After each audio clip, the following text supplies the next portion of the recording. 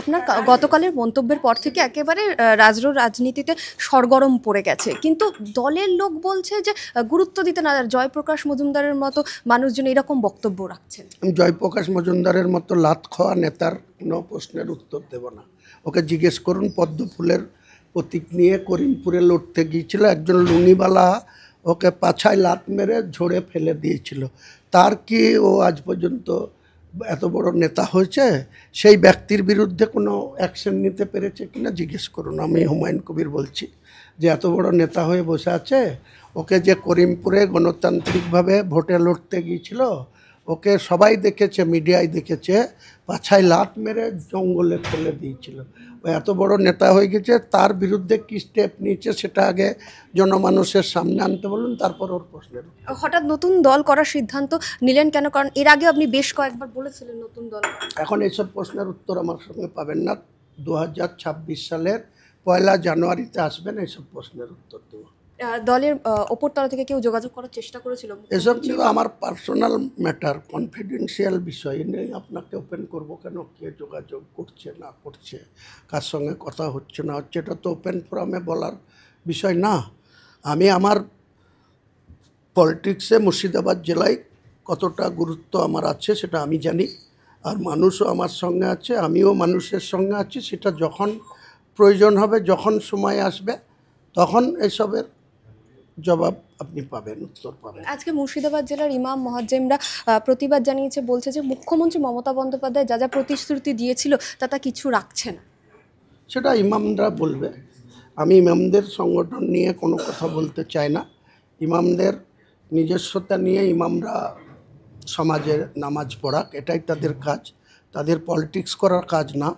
কিন্তু কিছু কিছু ইমাম তারা ক্ষমতা লোভী হয়ে গেছে। তারা প্রশাসনের বিভিন্ন বিডিও অফিসে, বিভিন্ন এসডিও অফিসে, বিভিন্ন এসপি অফিসে, ডিএম অফিসে ইমামরা যে কিসের স্বার্থে তারা ঘুরে বেড়ায়, সেই ইমামরাই তার জবাব দিতে পারবে। আমি ইমামদের দ্বারা পরিচালিত হয়ে রাজনীতি করি না। আমি আমার নিজস্ব স্টাইলে, নিজস্ব জনসংযোগ রেখে হিন্দু, মুসলমান, খ্রিস্টান যারাই সেখানকার আবাদি, যারা আমজনতা, তাদের সকলের জন্য আমি রাজনীতি করি। ইমামরা তাদের নামাজ পড়ানো কাজ, তারা কেন রাজনীতির মঞ্চে গিয়ে, বিডিও অফিসে গিয়ে কারো দায়িত্ব নিতে যাবে? কিসের লোভে, কী কারণে? সেই ইমামদেরকে জিজ্ঞেস করুন যে কেন বিনা নিমন্ত্রণে ইফতার পার্টি খেতে চলে আসে। যেসব ইমাম, যাদের কথা বলছেন মুর্শিদাবাদের, সেই সব ইমামরা নাখোদা মসজিদে বিনা নিমন্ত্রণে, ইনভাইটে খেতে চলে আসে। কেউ সিএমের ইফতার পার্টিতে নিমন্ত্রণ পায় না, চলে আসে। এইসব বিনা নিমন্ত্রণে গুরুবাড়িতেও খেতে নাই। আমি এসব বিনা নিমন্ত্রণে কোনো জায়গায় খেতেও যাই না, কোথাও যাই না। কাজেই তাদের সঙ্গে আমার কম্পেয়ার করবেন না। বিজেপি প্রধান বিরোধী দল থেকে বলা হচ্ছে যে সংখ্যালঘুদের জন্য মুখ্যমন্ত্রী মমতা বন্দ্যোপাধ্যায় কিছু করেনি, শুধুমাত্র ভোট ব্যাংক হিসেবে ব্যবহার করেছে। বিজেপি ওয়েস্ট বেঙ্গলের হিন্দুদের জন্য কি করেছে? বিজেপি তো হিন্দু হিন্দু হিন্দু হিন্দু করছে। শুভেন্দু অধিকারী 77টা সিট পেয়েছিল 2021-এ, 200 টার্গেটে। তারপরে সব থেকে বেশি এখানে 42-এর মধ্যে 18টা এমপি পেয়েছিল 2019-এ, দিয়ে হাফ প্যান্ট মন্ত্রী দিয়েছিল 3-4টে। তা ওয়েস্ট বেঙ্গলের জন্য বিজেপি কি করেছে? যা করছে মমতা ব্যানার্জি তো করেছে। তো মমতা ব্যানার্জি যে কাজ করে তার সমালোচনা হয়, যে কথা বলে তার বিরোধিতা হয়। তো সেটা মমতা ব্যানার্জি তো করছে।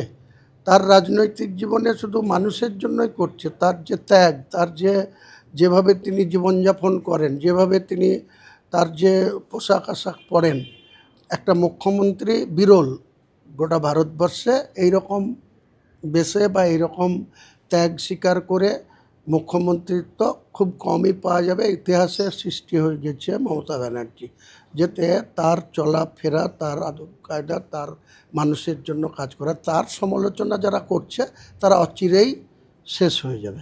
আপনি বারংবার বলেছেন যে মুখ্যমন্ত্রীর ওপর কোনো ক্ষোভ নেই। 21শে জুলাইয়ের মঞ্চ থেকে যে ভাষা আন্দোলনের ডাক দিয়েছে মুখ্যমন্ত্রী, 26শে বিধানসভা ভোটে গিয়ে শেষ হবে, আপনি তার পাশে থাকছেন? 27 তারিখে এই বাংলা ভাষা আন্দোলন করতে গিয়ে আবুল বরকত, আমারই কনস্টিটিউন্সিতে বাবলা বলে একটা জায়গা আছে, সে ঢাকাতে 1953 সালে এই ভাষা আন্দোলন করতে গিয়ে ঢাকায় গুলি খেয়ে মৃত্যুবরণ করেছিল আবুল বরকত। সেই বরকতের ওখান থেকেই 27 তারিখে ভাষা আন্দোলন শুরু করব মমতা বন্দ্যোপাধ্যায়ের নির্দেশ পালন করতে গিয়ে। আপনি শুরু করবেন? হ্যাঁ, আমার কনস্টিটিউশনতেই তো ওই বাবলা আবুল বরকত যে ঢাকাতে গুলি খেয়ে এই বাংলা ভাষার আন্দোলন করতে গিয়ে যে গুলি খেয়ে মারা ছিল, সে আমার কনস্টিটিউশনটা কাকগ্রাম অঞ্চল আর বাবলা গ্রাম, সেই বাবলা গ্রামেই থেকে শুরু করব নেত্রীর নির্দেশকে মান্যতা দিতে। একদম শেষ প্রশ্ন করব, দেখা যাচ্ছে যে যারা রামের নাম নিত এখন তারাও মা কালী মা দুর্গার নাম নিয়ে শুরু করছে সভা। ও যাই নাম নেক, মা কালীও ওদের প্রতি সদয় হবে না, মা দুর্গাও ওদের প্রতি সদয় হবে না। কারণ মমতা ব্যানার্জি যা কালী ভক্ত, যা দুর্গা ভক্ত, তিনি যেভাবে ইউনেস্কোতে নাম তুলে দিয়েছে দুর্গা পুজোতে কার্নিভাল করে, তাই এখন যতই মা কালীর ভক্ত হোক মোদিজি, দিলীপ ঘোষ, এই শ্রমিক ভট্টাচার্য, এ তো 20 বছর ধরে 30 বছর ধরে তার সারা জীবন ধরে মমতা ব্যানার্জি এই মা কালী মা দুর্গা সরস্বতী এভরিথিং পুজো করে আসছে, তাহলে তার সঙ্গে এরা এখন পাল্লা দিয়ে পারবে না।